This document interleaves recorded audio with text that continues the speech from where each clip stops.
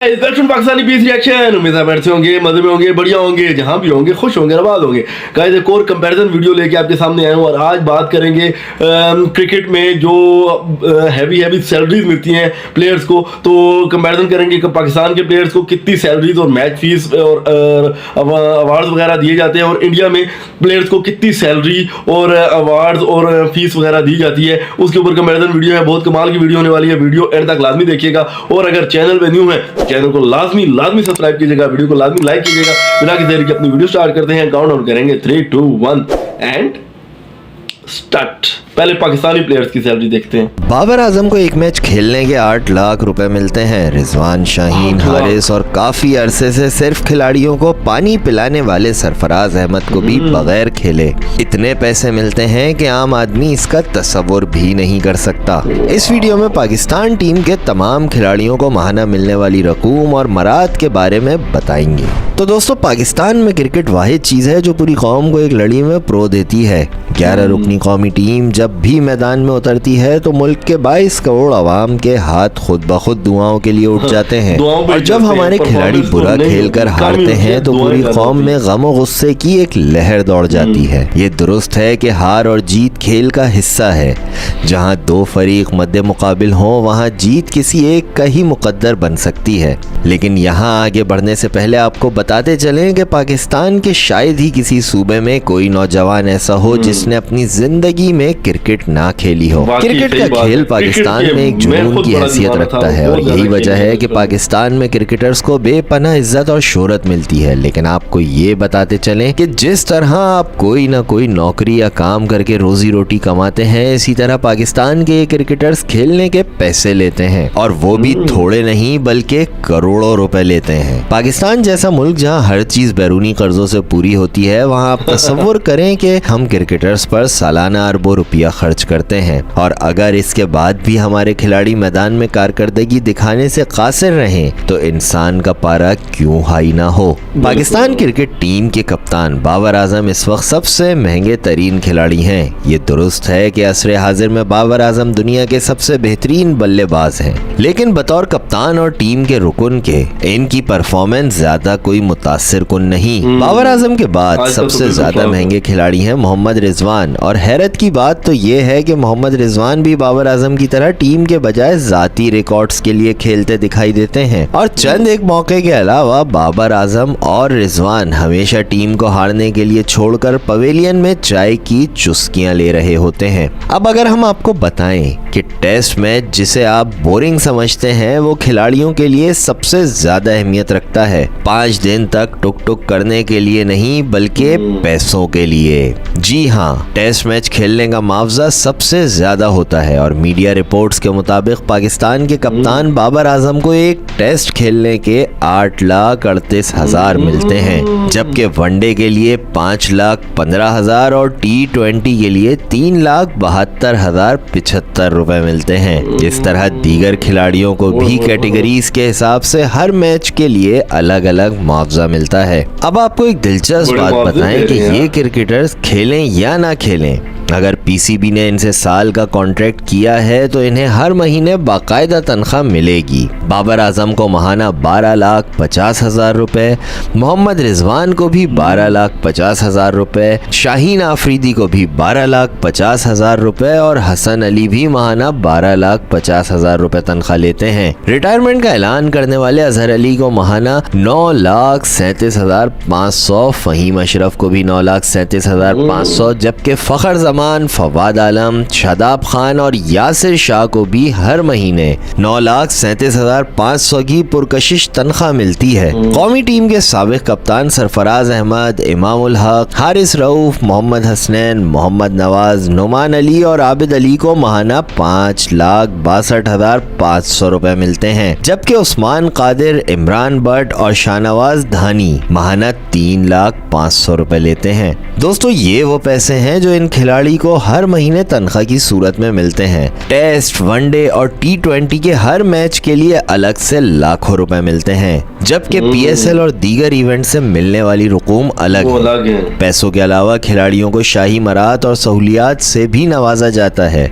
यानी एक क्रिकेटर की जिंदगी पाकिस्तान में किसी अमीर तरीन और शाही खानदान के फर्द से किसी भी तरह कम नहीं होती। अब हाल ही में T20 वर्ल्ड कप में फाइनल हारने के बावजूद पाकिस्तानी टीम के हर खिलाड़ी को करोड़ों रुपए मिले। दिलचस्प बात तो ये है कि वो खिलाड़ी जिन्होंने एक मैच भी नहीं खेला, वो भी वर्ल्ड कप के बाद करोड़ों में खेल रहे हैं। अब आप खुद फैसला कर सकते हैं कि करोड़ों रुपया और ढेरों मराहत और सहूलियात लेकर खेलने वाले क्रिकेटर्स पर तनकीद करना क्यों और कैसे गलत हो सकता है।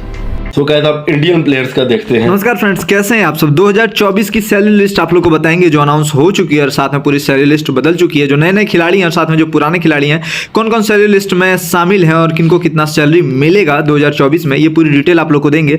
तो वीडियो को पूरा देखना चैनल पे, नहीं तो प्लीज चैनल को सब्सक्राइब जरूर कर देना, वीडियो को लाइक कर देना। सबसे पहले ग्रेड सी के बारे में बताएंगे आप लोग। जैसे मैंने आप लोग को बताया था कि ग्रेड के हिसाब से सैलरी मिलता है, तो ग्रेड A+ होता है, ग्रेड A होता है, ग्रेड B होता है, ग्रेड C होता है। तो ग्रेड के हिसाब से सैलरी मिलता है। तो सबसे पहले ग्रेड सी के बारे में बात करेंगे। ग्रेड सी में सबसे पहले जो नाम आते हैं वो आते हैं सरिकर भरत। ये जो BCCI के सैलरी लिस्ट में ये शामिल है और सरिकर भरत जो है ग्रेड सी में आते हैं। सरिकर भरत की जो सैलरी है 1 करोड़ है, वो भी एनुअल सैलरी है, सालाना सैलरी। एक साल की जो सैलरी वो सरिकर भरत को 1 करोड़ रुपए मिलता है। यानी BCCI एक साल में जो है सरिकर भरत को 1 करोड़ देगी। और साथ में वहीं ग्रेड सी में आते हैं अर्शदीप सिंह, और अर्शदीप सिंह की जो सैलरी है वो 1 करोड़ है। और साथ में संजू सैमसन भी आते हैं ग्रेड सी में, और संजू सैमसन की भी जो सैलरी है वो 1 करोड़ है, क्योंकि ग्रेड सी का जो सैलरी वो 1 करोड़। फिर वॉशिंगटन सुंदर भी ग्रेड सी में आते हैं, इनकी भी सैलरी 1 करोड़ है। उसके बाद कुलदीप यादव भी ग्रेड सी में आते हैं, कुलदीप यादव की भी जो सैलरी है वो 1 करोड़ है। उसके बाद आते हैं युजवेंद्र चहल, युजवेंद्र चहल की भी जो सैलरी है वो 1 करोड़ है, ये भी सैलरी लिस्ट में शामिल है। उसके बाद आते हैं दीपक हुड्डा, दीपक हुड्डा भी सैलरी लिस्ट में शामिल है और दीपक हुड्डा को भी 1 करोड़ रुपए मिलता है 1 साल का क्रिकेट खेलने का। साथ में ईशान किशन भी ग्रेड सी में है और ईशान किशन को भी 1 करोड़ मिलता है क्रिकेट खेलने का। साथ में सरदू ठाकुर भी ग्रेड सी में है और ग्रेड सी की जो सैलरी है वो 1 करोड़ है, तो सरदू ठाकुर की भी सैलरी 1 करोड़ है। साथ में शिखर धवन आते हैं, शिखर धवन भी ग्रेड सी में आते हैं और शिखर धवन की भी जो सैलरी है वो 1 करोड़ है। उसके बाद आते हैं उमेश यादव, और उमेश यादव भी जो है वो ग्रेड सी में है, तो उमेश यादव को भी 1 करोड़ मिलता है 1 साल का। उसके बाद आते हैं शुभमन गिल, शुभमन गिल जो है वो ग्रेड बी में है और ग्रेड बी की जो सैलरी है वो 3 करोड़ है। यानी शुभमन गिल की जो सैलरी है वो 3 करोड़ है, एनुअल सैलरी यानी सालाना सैलरी। 1 साल में शुभमन गिल को 3 करोड़ मिलता है। उसके बाद सूर्य कुमार यादव भी जो है वो भी आते हैं आपके, ये भी ग्रेड बी में आते हैं और इनकी भी जो सैलरी है वो 3 करोड़ है।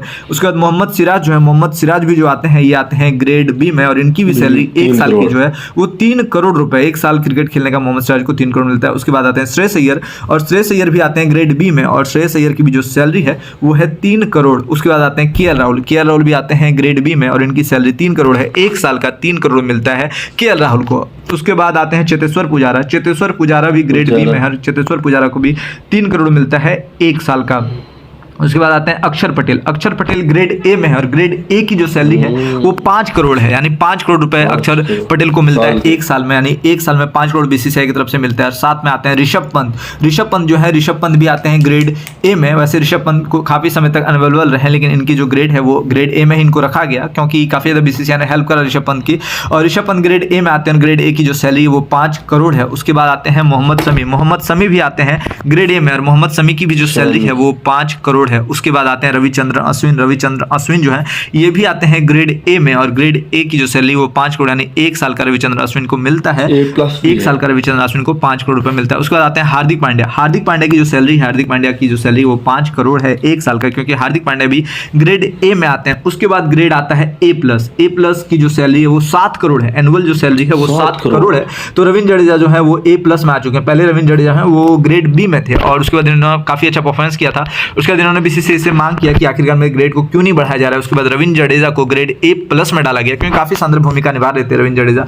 और रविंद्र जडेजा की जो 1 साल की सैलरी है वो 7 करोड़ रुपए है। उसके बाद आते हैं जसप्रीत बुमराह, जसप्रीत बुमराह भी ग्रेड A+ में है और A+ की सैलरी जो है वो 7 करोड़ है, तो जसप्रीत बुमराह को भी 7 करोड़ मिलता है। उसके बाद आते हैं विराट कोहली, विराट कोहली भी जो है ये आते हैं ग्रेड A+ में, विराट कोहली की जो सैलरी है वो 7 करोड़ रुपए। उसके बाद जो इंडियन टीम के जो अभी कप्तान है रोहित शर्मा, इनकी भी जो सैलरी है वो है 7 करोड़ सालाना इनकी, यानी 1 साल की जो सैलरी सैलरी है 7 करोड़ रुपए इनको मिलती है। और ये भी जो है रोहित शर्मा भी जो है वो आते हैं ग्रेड A+ में। उसके बाद चलिए आप लोगों को कुछ नए खिलाड़ी के बारे में बताते हैं जो सैलरी लिस्ट में शामिल नहीं है। बीसीसीआई इन सारे प्लेयरों को 1 साल में सैलरी देती है, और जो प्लेयर सैलरी लिस्ट में शामिल नहीं है जैसे कि ऋतुराज गायकवाड़ हो गए, और साथ में रिंकू सिंह हो गए, यशस्वी जायसवाल हो गए, तिलक वर्मा हो गए, तो इन खिलाड़ियों को कितना पैसा मिलता है? देखिए, इन प्लेयरों को मैच के हिसाब से पैसा मिलता है। जैसे अगर ये टेस्ट मैच खेलेंगे तो टेस्ट मैच में इनको 15 लाख रुपए मिलेगा। अगर प्लेइंग 11 में शामिल है तो 15 लाख रुपए मिलेगा, स्क्वाड में शामिल है तो आधा मिलेगा। उसके बाद अगर ये ओडीआई खेलते हैं, अगर ओडीआई खेलते हैं तो ओडीआई में इनको 6 लाख रुपए मिलेगा, और अगर प्लेइंग 11 में है, खेल रहे हैं तो 6 लाख मिलेगा, स्क्वाड में है तो आधा पैसा मिलता है। उसके बाद आते हैं T20 में। T20 में इनको 3 लाख मिलता है पर मैच। ये जो मैंने आप लोग को फीस बताई, पर मैच फीस होता है। अगर ये टेस्ट जो नए खिलाड़ी हैं जो सैलरी लिस्ट में शामिल नहीं है, जो सैलरी लिस्ट में शामिल है जैसे सरकीर भरत हो गए, अर्शदीप सिंह हो गए, साथ में संजू सैमसन हो गए, ये सारे प्लेयर जो हैं वो सैलरी लिस्ट में शामिल हैं, इसलिए इनको सालाना सैलरी बीसीसीआई देती है। लेकिन और जो प्लेयर सैलरी लिस्ट में शामिल नहीं होते हैं इनको पर मैच का फीस मिलता है। जैसे कि अगर ऋतुराज गायकवाड़ खेलते हैं, या फिर रिंकू सिंह खेलते हैं, या फिर यशस्वी जायसवाल खेलते हैं, या फिर तिलक वर्मा खेलते हैं, या फिर कोई भी अगर नया प्लेयर खेलता है, कोई भी नया प्लेयर खेलता है, तो इन सारे नया प्लेयरों को जो बीसीसीआई है वो सैलरी देती है पर मैच के हिसाब से।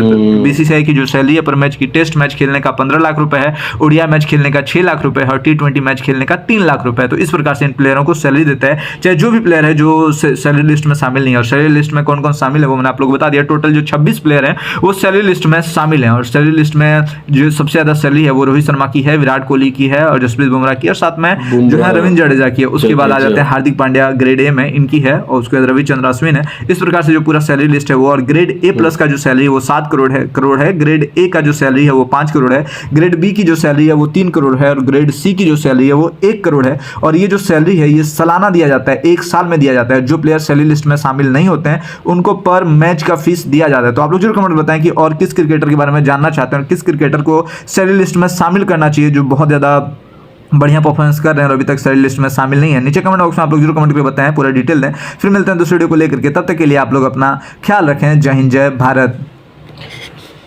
सो गाइस, वीडियो यहाँ पे यार इतना पैसा इन खिलाड़ियों के ऊपर लगाया जाता है यार, मैं तो ना देख के सुन के हैरान हो गया कि, और पाकिस्तान से दुगना पैसा है ना। अब देखें, पाकिस्तान के बाबर आजम जो A कैटेगरी और B और C कैटेगरीज है, बाबर आजम जो है वो 8 लाख जो है उनका कॉन्ट्रैक्ट है, उनको जो पर मंथ 8 लाख दिया जाता है। और यहाँ पे जो A+ है इंडिया पे, यहाँ जो A+ वाले हैं रोहित शर्मा हो गए और साथ में विराट कोहली हो गए, इनको 7 करोड़ दिया जाता है। अगर जो अपने बाबर आजम हैं उनको ये 96 लाख ये बनते हैं, 9.6 मतलब मिलियन रुपीस बनते हैं इनके जो है सालाना। और इंडिया की जो है 7 करोड़ सर, ये मतलब कि 1 करोड़ भी नहीं बनता, और यहाँ पे 7 करोड़ इंडियन रुपीस। तो बहुत आगे है इस मामले में यार, इंडिया तो बहुत आगे है। और इंडिया की मैं आपको एक और बात बताऊं कि संजू सैमसन और तिलक वर्मा, इनका जो रैंक है अब देखिएगा बहुत जल्द अप हो जाएगा, क्योंकि ये जो है बहुत अच्छी परफॉर्मेंस इन्होंने दी हैं। अभी जो है इन्होंने सेंचुरीज की हैं अगेंस्ट साउथ अफ्रीका, दोनों प्लेयर्स ने, और तिलक वर्मा ने तो 2 कंसेक्यूटिव सेंचुरीज की हैं। तो इनका जो रेट है वो आप ऑटोमेटिकली आप देख लीजिएगा कि नेक्स्ट वीडियो हम करेंगे तो ये जो है वो मेरे ख्याल से A या A+ या A कैटेगरी तक तो पहुंच ही आएंगे, क्योंकि जिस तरह से इनकी परफॉर्मेंसेस चल रही हैं। तो चक्रवर्ती बॉलर एक बहुत अच्छे इंडिया के निकले हैं, और उनका भी जो है मेरे ख्याल से वो B कैटेगरी या A कैटेगरी में फॉल लाजमी करेंगे। तो गाइस, क्या कहना है आपका कमेंट सेक्शन में लाजमी बताइएगा। चैनल पर नहीं है तो चैनल को लाजमी सब्सक्राइब कीजिएगा, वीडियो को लाजमी लाइक कीजिएगा। बहुत जल्द नई वीडियो के साथ मिलेंगे। So take care, good bye, till next video.